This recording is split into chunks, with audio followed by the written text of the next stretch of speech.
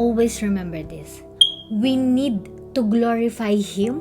We need to glorify God and not ourselves. Sabi ko nga kanina, dapat isa lang ang bida. It's either yourself or si Jesus. Kasi yung social media na yan, self-promoting yan eh. Diba? Self-promoting yan. Ako, sabi ko sa inyo, hindi ko din na-deny in my past. Gusto ko ding sumikat. Gusto ko din marami akong followers. Kasi sino ba namang ayaw ng popularity? But, guys, we need to realize na mas maganda ang plano ng Panginoon para sa atin.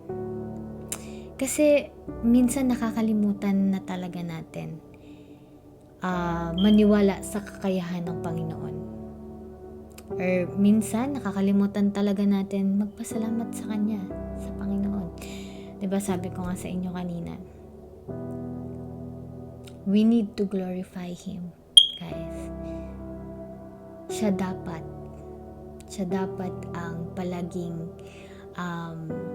una sa lahat.